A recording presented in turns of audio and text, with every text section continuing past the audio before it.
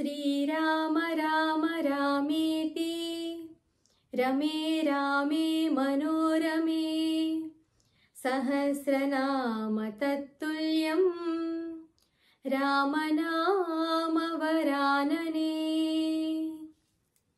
అందరికీ నమస్కారం. నేను శిరీష. సిరివెన్నెల హోమ్ వాళ్ళకి స్వాగతం. అందరూ ఎలా ఉన్నారు? బాగున్నారు అనుకుంటున్నాను. నేను కూడా చాలా బాగున్నాను. ఈపాటికే మీకు అర్థమై ఉంటుంది రాముల వారి గురించి ఏదో చెప్తాను శిరీష అని చెప్పని.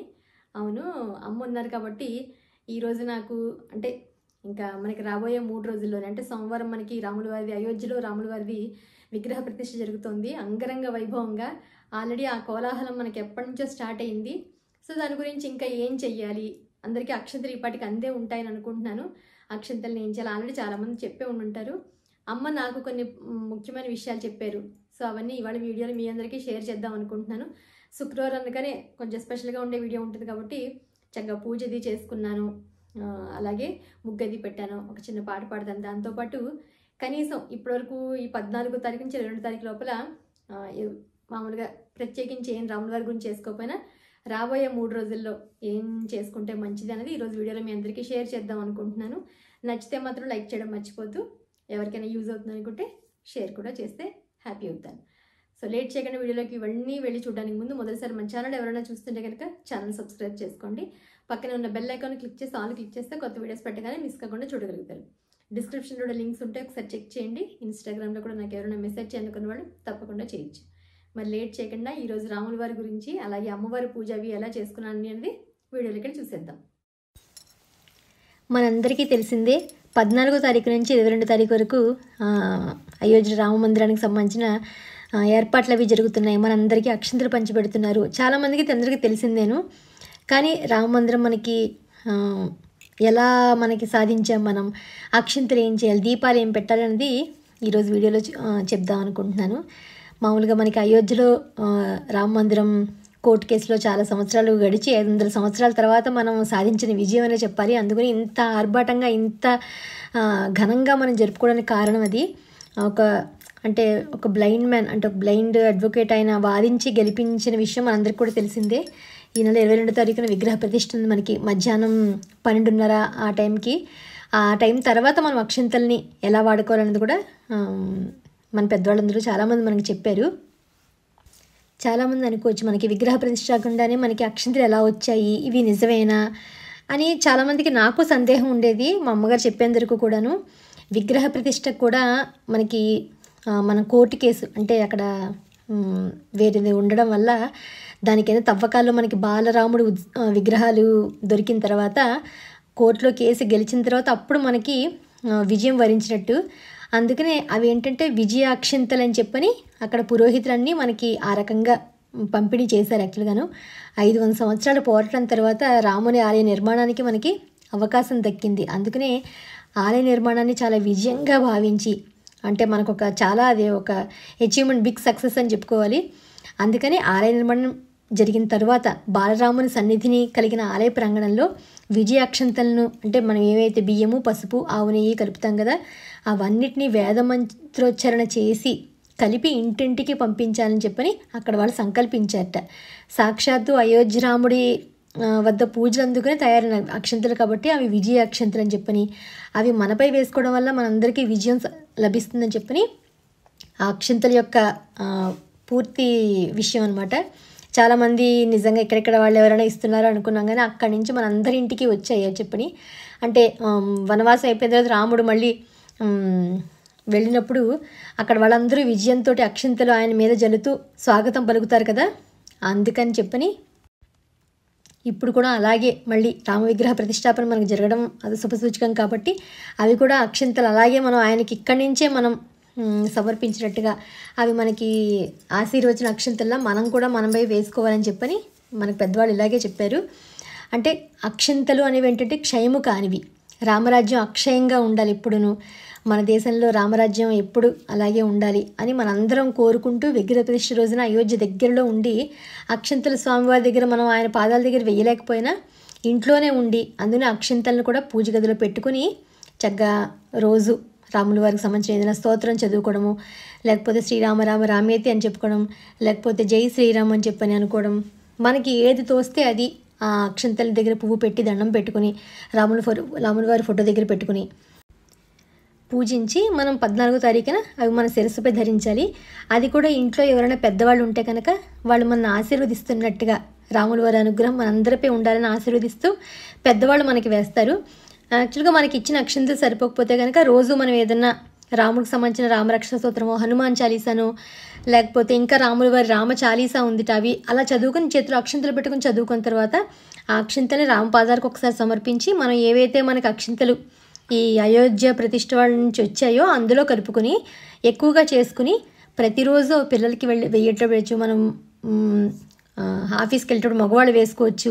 ఏదైనా పని మనం తలబెట్టినప్పుడు విజయం అవ్వడానికి మనం కూడా అవి వేసుకోవచ్చట. అవే అక్షంతలు కాకుండా దాన్ని కొన్ని కలుపుకొని ఇంట్లో ఉన్న కూడా కొన్ని కలుపుకొని కూడా మనం వాడుకోవచ్చు. అందుకని రేపు శని ఆది సోమాయినా కూడా ఈ 3 రోజులు చక్కగా రాముల వారికి సంబంధించిన ఏమైనా చదువుకుని ఏమీ రాకపోతే శ్రీరామ జయ రామ జయ జయ రామ, శ్రీరామ జయ రామ జయ జయ రామ అని 108 సార్లు మనం జపించైనా కూడా విజయ మహామంత్రాన్ని అందరం కలిసి సామూహికంగా జరుపుకుని ప్రాణప్రతిష్ఠ రోజున మనం దేవతలందరినీ ప్రసన్నం చేసుకుని సాయంకాలం సమయంలో మనం దీపారాధన ఒకటి పెట్టాలి అని అందరూ చెప్తున్నారు కదా. దీపారాధన అంటే అలాగో అక్కడ మధ్యాహ్నం అయిపోతుంది కాబట్టి సాయంత్రం మళ్ళీ మనం శుచిగా స్నానం అది చేసి పూజ గదిలో ఒక 2 దీపాలు, అలాగే వీధి గుమ్మం ముందు 2 దీపాలు, తులసమ్మ దగ్గర ఒక దీపం, 5 దీపాలు పెట్టాలి అని చెప్పని ఆల్రెడీ మనకు చాలామంది చెప్తూనే ఉన్నారు. ఈ దీపాలు ఏంటంటే అక్కడ స్వామి విగ్రహ ప్రతిష్ఠ అయింది కాబట్టి మనందరింటికి ఆహ్వానం పలకడానికి అని చెప్పని ఆయనకి దీపారాధనతో స్వాగతం పలుకుతున్నట్టుగా సంబరంగా మనం జరుపుకోవడానికి దీపాలు పెట్టాలి అని చెప్పన్నారు. కులమతాలకు అతీతంగా మనందరం కూడా ఆ కార్యక్రమంలో పాల్గొని శ్రీ రామచంద్ర ప్రభువుల కారుణ కటాక్షలు మనందరిపై ఉండాలని చెప్పి మనస్ఫూర్తిగా కోరుకుంటూ అందరూ జై శ్రీరామ్ అంతే, అదొక్కటే మనం చేసుకునేది. మా అమ్మగారు ఎప్పుడు చెప్తూ ఉండేవారు, రాముడు ఒక్కడేనమ్మా కాపాడేది, ఇంకెవ్వరూ లేరు మనల్ని, ఎప్పుడు రామ రామ రామ అనుకుంటూ ఉండాలి అని ఎప్పుడు చెప్తూ ఉండేవారు మాకు చిన్నప్పటి నుంచిను. అందుకనే నేను రాముల వారి పూజ చేసుకున్నప్పుడు కూడా అప్పుడు అద్భుతం జరిగింది పూజలో అని చెప్పి కూడా మీకు అందరికీ చెప్పాను. అంతే, ఎప్పుడు స్వామి అనుగ్రహం మనందరిపై ఉండాలి, చల్లగా చూడాలి ఆయన మనల్ని అని దండం పెట్టుకోవడం అంతే.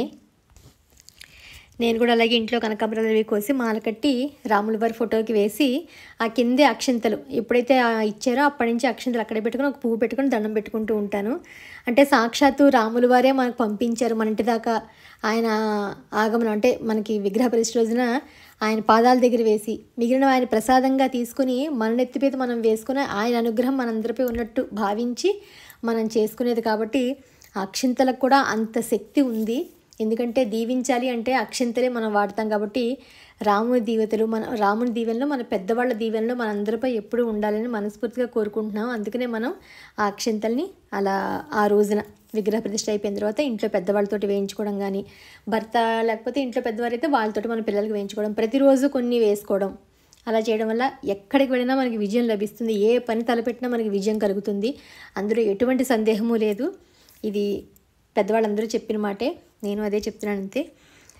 ఇది ఈరోజు వీడియో. మీ అందరికీ ఇప్పటికి రాముల వారి గురించి చెప్పినంత అర్థమై ఉంటుంది. అలాగే ఈరోజు మామూలుగా దీపారాధన కామాక్షి దీపం పెట్టుకున్నాను, పంచదీపారాధన చేసుకున్నాను ఆవు నెయ్యితోటి. నిన్న ఆల్రెడీ మీ అందరికీ చెప్పాను పాటల ప్రోగ్రాంకి వెళ్ళామని చెప్పని. ఎంత బాగా జరిగిందంటే అంగరంగ వైభవంగా జరిగింది. ఊహించని రీతిలో మాకు సత్కారం అయితే జరిగింది. అది ఏంటని నేను సోమవారం పెడతాను. ఎందుకంటే ఇది కూడా మాకు 14-22 రాముల వారికి సంబంధించిన పాటలు పాడడానికి అవకాశం వచ్చింది కాబట్టి విగ్రహ ప్రతిష్ఠ సోమవారం రోజు పెడితే బాగుంటుందని చెప్పని ఆ రోజు పెడదామని అనుకుంటున్నాను. అందుకని ఈరోజు ఈ విషయం చెప్దాము, ఇంకా తెలియని వాళ్ళకి చాలామంది తెలుస్తుంది కదా అని చెప్పని. మీ అందరూ కూడా అక్షంతలన్నీ పూజ గదిలో పెట్టుకుని పూజిస్తూ ఉంటారని, సోమవారం మనందరం ఎంతో అంగరంగ వైభవంగా రాముల వారి ప్రతిష్ఠ లైవ్లో అంటే అక్కడ జరుగుతుంది కదా మనకి, అదంతా చూసి అక్కడే ఉన్నట్టుగా భావించి ఆ రాముల వారి అనుగ్రహం మనందరిపై ఉండాలని మనస్ఫూర్తిగా కోరుకుంటున్నాను.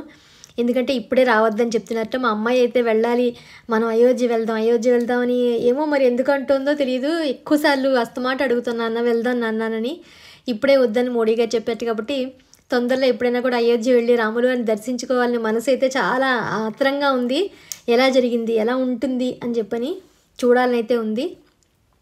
అందరం వెళ్ళి తప్పకుండా ఎప్పుడప్పుడు దర్శించుకుందాము. ఈ లోపల ఇక్కడి నుంచే జై జయధ్వనాలు స్వామివారికి పలుకుతూ ఆగమనం పలుకుతూ ఆయనకి విజయ సంకేతంతో ఆయన మంచిగా విగ్రహ ప్రతిష్ఠ చేసుకుని అందరినీ భారతదేశం అంతా చల్లగా చూడాలని కోరుకుంటున్నాము. అందుకని రాముల వారికి సంబంధించిన ఒక చిన్న పాట. రామచంద్రాయ జనకరాజజా మనోహరాయ మామకాభీష్టదాయ మహితమంగళం. రామచంద్రాయ జనకరాజజా మనోహరాయ మామకాభీష్టదాయ మహితమంగళం. కోసలేశాయ మందహాసదాసపోషణాయ వాసవాది వినుత సర్వరాయ మంగళం. కోసలేశాయ మందహాసదాసపోషణాయ వాసవాది వినుత సర్వరాయ మంగళం. చారుమేఘరూపాయ చందనాదిచర్చితాయ హారకటకశోభితాయ భూరి మంగళం. చారుమేఘరూపాయ చందనాదిచర్చితాయ హారకటకశోభితాయ భూరి మంగళం. విమలరూపాయ వివిధవేదాन्तవేద్యాయ సుజనచిత్తకామితాయ సుభగమంగళం. విమలరూపాయ వివిధవేదాन्तవేద్యాయ సుజనచిత్తకామితాయ సుభగమంగళం. రామదాసాయ మృదులహృదయకమలవాసాయ స్వామి భద్రగిరివరాయ సర్వమంగళం. రామదాసాయ మృదులహృదయకమలవాసాయ స్వామి భద్రగిరివరాయ సర్వమంగళం. సర్వమంగళం సర్వమంగళం. జై శ్రీరామ్. ఇది ఈరోజు శుక్రవారం స్పెషల్ వీడియో. అమ్మవారికి పూజ చేసుకుంటూ రాముల వారి గురించి కూడా కొన్ని తెలిసినవి చెప్పాను, నేను తెలుసుకుని చెప్పాను. మీ అందరికీ ఇంకా తెలుసుంటాయి. నాకు ఇంకేమైనా తెలియకపోతే కనుక ఇంకేమైనా చెప్పండి, తప్పకుండా నేను కూడా తెలుసుకుంటాను. ఇది ఈరోజు వీడియో. ముగ్గు ఎలా ఉంది, పాట ఎలా ఉంది, పూజ ఎలా ఉంది, రాముల వారి గురించి ఏం చెప్పాను అన్నది నచ్చితే కనుక లైక్ చేయడం మర్చిపోవద్దు. మీ అమూల్యమైన సందేశాన్ని కూడా నాకు మెసేజ్ రూపంలో తెలియచేయండి. ఇది ఈరోజు వీడియో. సోమవారం మళ్ళీ విగ్రహ ప్రతిష్ఠ రోజున మేము అక్కడ ప్రోగ్రామ్ ఎలా జరిగింది అవన్నీ రాముల వారిని మీకు చూపించి అప్పుడు వీడియో షేర్ చేస్తాను. అంతవరకు బాయ్. మళ్ళీ ఇంట్రెస్టింగ్ వీడియోతో మిమ్మల్ని అందరినీ కలుస్తాను.